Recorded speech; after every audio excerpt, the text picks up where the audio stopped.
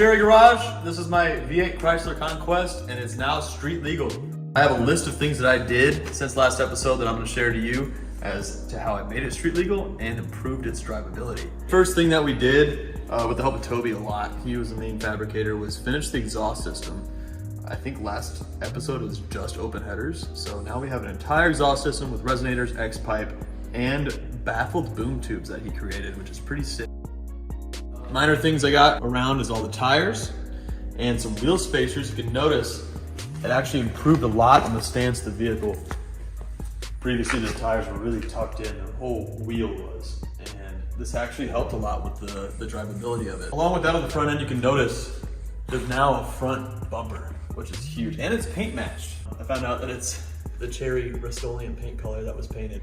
In addition to that, you can notice down here, I'm pointing with my little laser pointer, these lights are in the position of where the original fog lights are, and replacement fog lights are like 300 bucks each used, and I was not about that, so I made some custom blinkers because there's no blinkers on the headlights. Show them. You got the key. Hey, dude, your engine fan is so loud. That was crazy. You barely hear the engine running. So you've been maintaining cool engine temps? Yeah, that's a good point. You need to wire that in to the Mega Squirt ECU, and there's a trigger for it to be off of the coolant temp. So I'm gonna be doing that later on to make sure it's only running when it's, needs to be running. Didn't you also tune it better too? Yeah, so, I mean, I didn't really fully tune the car, but I tuned it to where it's definitely drivable, like a fuel reliable or fuel saver-ish tune. And until I get everything buttoned up, then I'm gonna do a final full tune on it. Last episode, big thing that you could have noticed if you watched all the way through was when we were driving it, there's a lot of vibrations, especially in the dashboard, but we didn't even go on the highway yet. And I did take this on the highway, and it was really bad around 70 miles an hour. The whole car was shaking. Cohen was in there with me. Yeah, it was... It's sketchy. It was so sketchy. It was not great. And that was before you also got the wheel spacers and everything too. Yeah. So it was just not great all around. And you would think that that was like almost like a suspension or wheel related issue, but I went through the whole thing and I found that my trans mount, the one that I made, was like metal on metal contact, the cross brace. I'll show you real quick. By the way, this is the exhaust system Toby did. It's pretty nice. All right, so right here is the trans mount. And the bracket that I used, I didn't cut short enough, and that part was hitting this part, and that's what was doing all the vibrations actually. So I cut that shorter, and that problem was solved completely. Besides the exhaust was the sway bars, and they weren't fitting in there. One on the front end because of the oil pan, and on the back end because I didn't have the actual hold-in clamps for the sway bar on the rear end. So on the front side over here, when I first set it up, it would fit, but with the sway bar movement, it contacted the oil pan. So I bent at these angles right here and right here, bent those in, and then at these angles, bent them back out to maintain the lateralness between the parallelogram, whatever. And it gave me more clearance here. So now that when it moves, it doesn't contact the oil pan. On the back side, I had to make my own retainer clips for the sway bar. And these are the pieces I made to hold it in. This shiny stuff.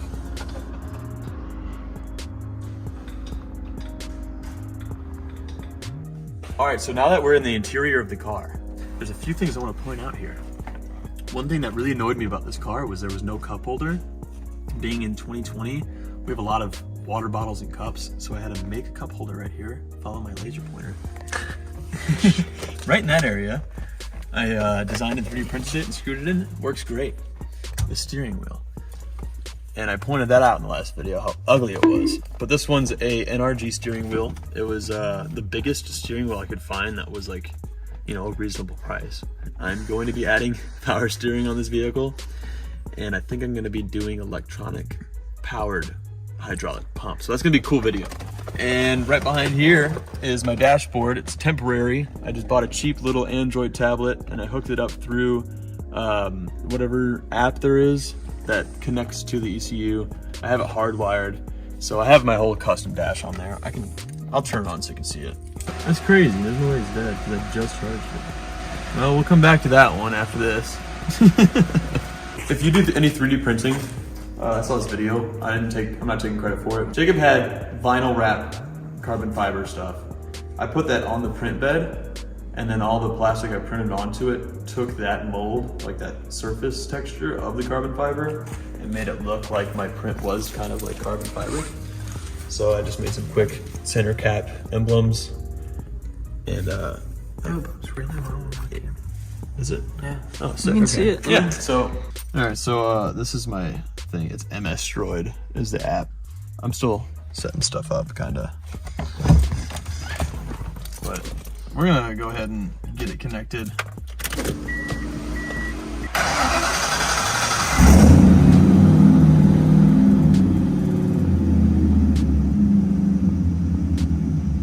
It says reading version, synchronizing tuning data, and there we are.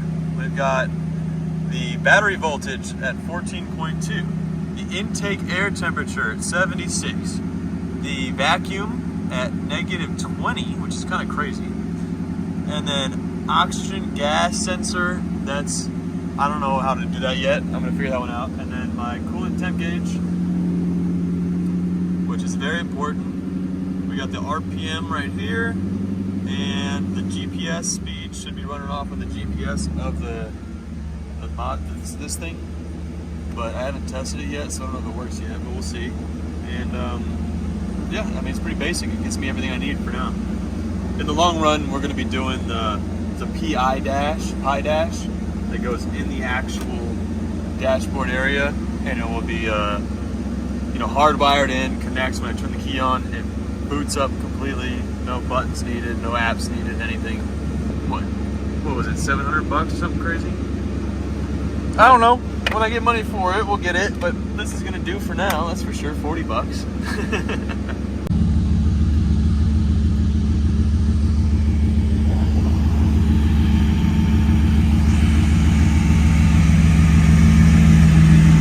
Yeah, quick little plug. I'm gonna eventually make a little video about this car too. I've been working hard on it. But yeah, I've been driving it daily. I'll make a video on it someday. But I think Keaton's ready.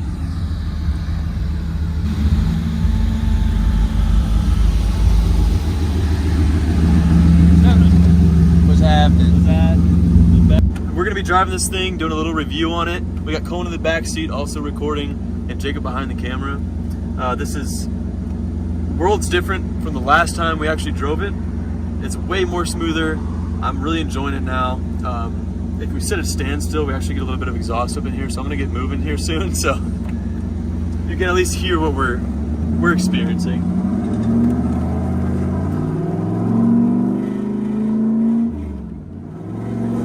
First gear is almost useless, which is kind of weird because it's a stock transmission, but it has a slightly larger rear end, so it would be a higher top speed comparatively. It's just like 0.1 difference, but for some reason first gear just kind of is like annoying to use. I just use second gear.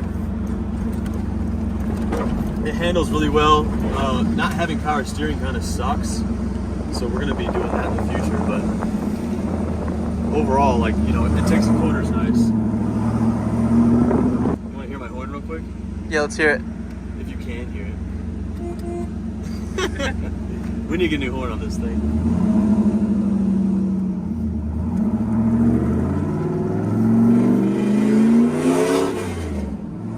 Get that same horn. Sheesh. Yeah, so the passenger side baffled boom tube has a slightly loose piece of metal on the inside of it, and it's making a little bit of rattle right now. But Toby's gonna fix it, so that little sound is gonna go away. Thank God.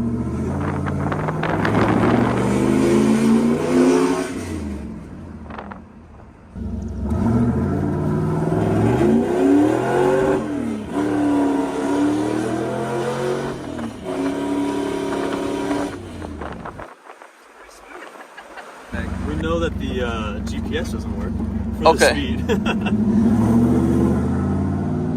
One thing that is kind of annoying about this T5 world-class transmission is it's hard. You have to really use the manhandle to get in gear. but it does hold gear, which is nice. But from here on out, it's basically just like fine-tuning the vehicle to work well. But as it is, it's very nice, and I'm really loving it. What do you guys think? I love it. Yeah, I mean, so in the passenger seat, being the passenger princess, it's really cool. With the side exhaust, you really get to hear it a lot, and especially when you go around buildings, the echoes are really, really cool. But like Keaton said, if you're at a standstill, you do kind of get some of that in the cabin. This thing's like a better handling Mustang. That's exactly what it is. Yeah, I mean, it's pretty cool. It's lighter. Is it lighter? I think it's just about the same. Yeah, Just well, it about. definitely handles better because of the rear suspension. I think it looks a lot better, and then also this interior is just really nice. It is actually very nice in here. Super retro and nice, dude. It was nasty at first, but I cleaned it up pretty good. This is the official daily now, right? Street legal? Yeah, I'll be driving it. When this, the 5.0 Mustang was out, it was the fastest in the straight line, but it was not around corners. So combining this V8 with this chassis that has independent rear suspension and LSD, it should be, you know, of its era, probably the best performing for a sports muscle car.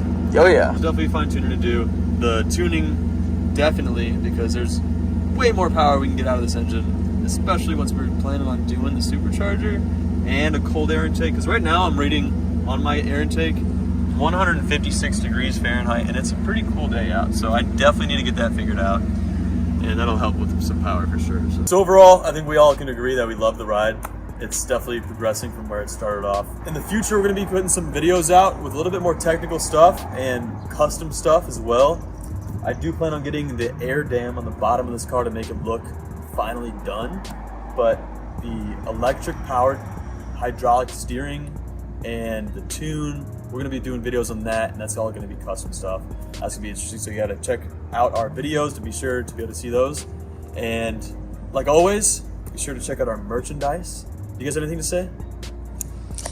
I mean, Like, subscribe, and turn on notifications. That's it. there he is. There he is. That's Cohen the intern, everybody. And he also helped me build the E36. So we're gonna do more content on the E36, more content on this Conquest. Thanks for watching. Hope you enjoyed it. Like all of our videos, you have to leave a comment down below if you have any questions.